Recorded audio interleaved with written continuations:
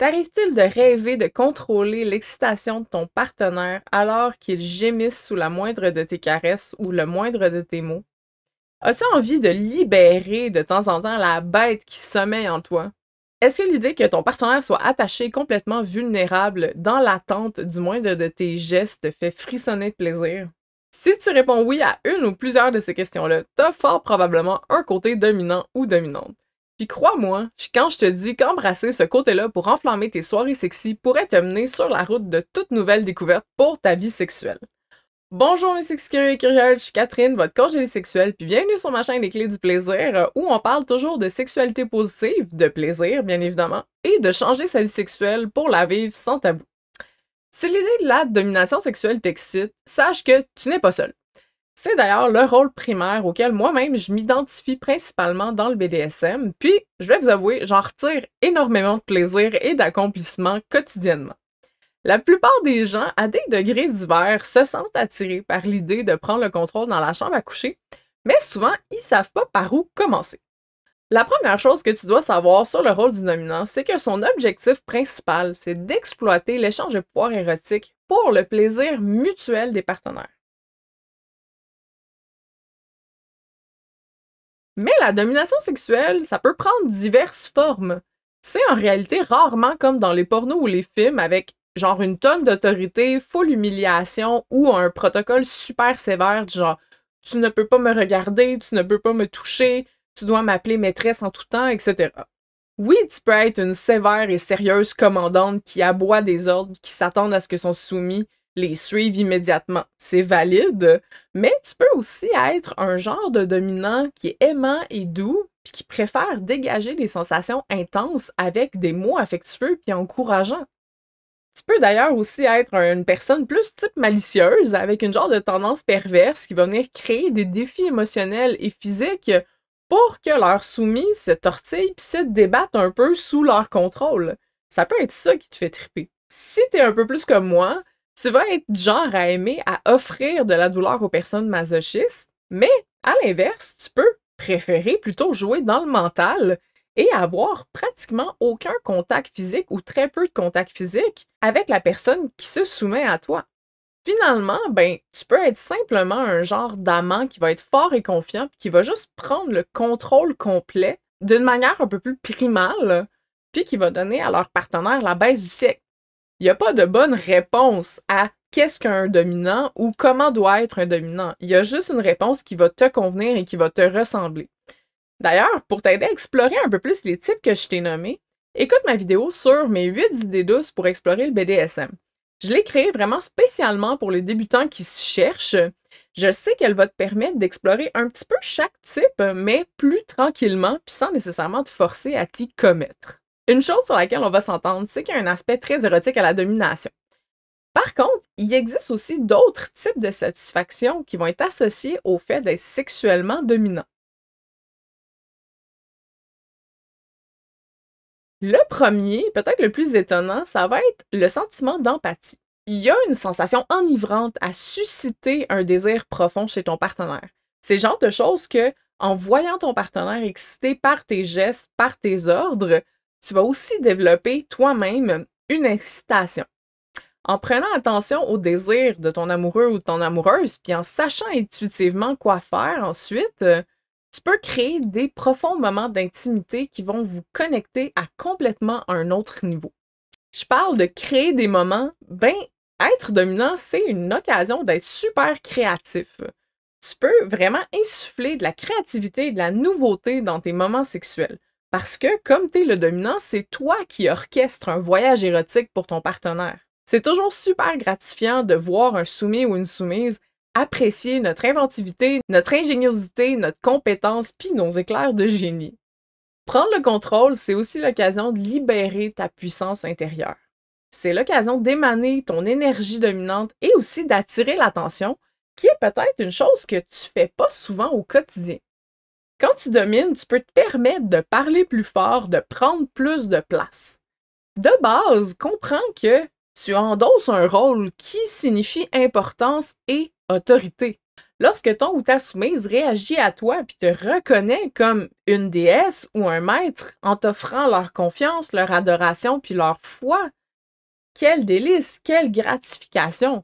Puis ça va avoir un effet encore plus prononcé si cette vision outrageusement extravertie vit seulement dans tes fantasmes en ce moment.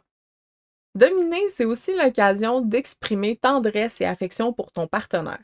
On penserait pas nécessairement que c'est le cas. Encore une fois, c'est un peu un préjugé qu'on a qui nous provient de la porno puis des films, parce que c'est jamais vraiment l'aspect qu'on nous montre assez. Mais nourrir l'autre de son amour est un élément majeur de la domination.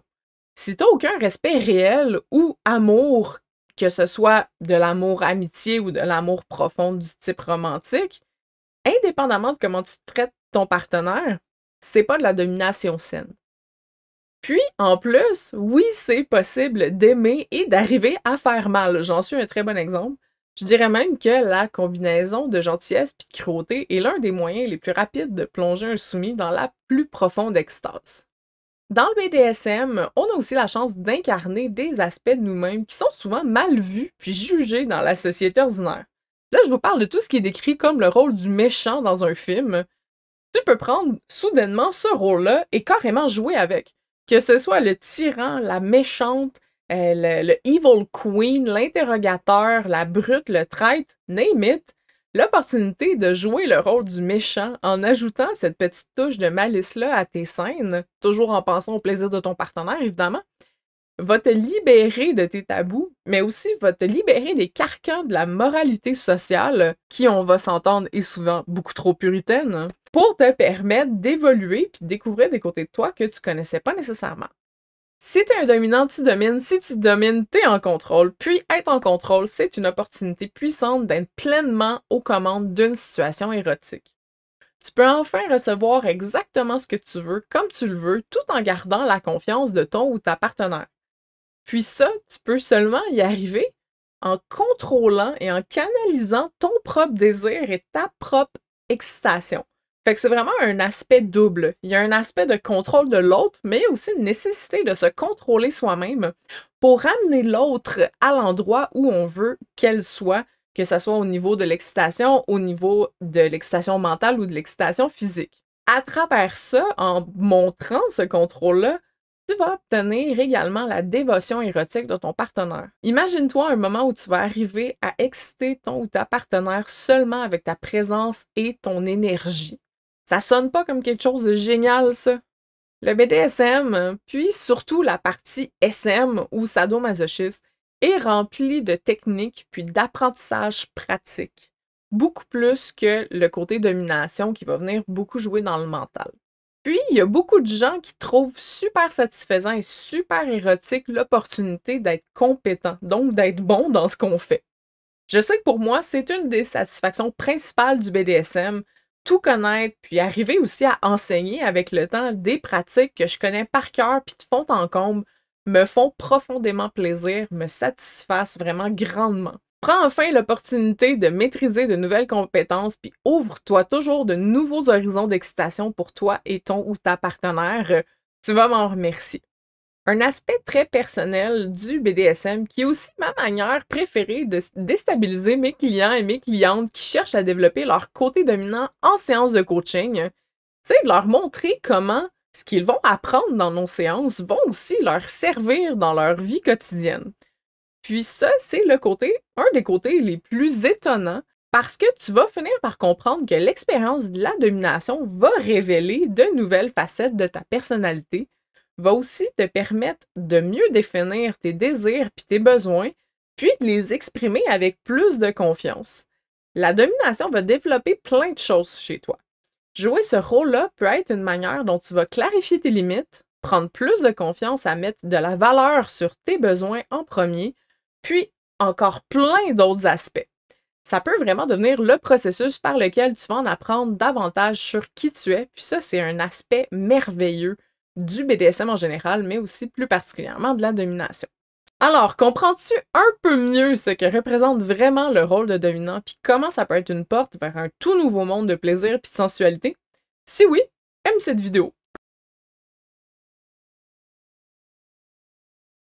te donne un petit défi aujourd'hui pour commencer l'exploration de ton côté dominant.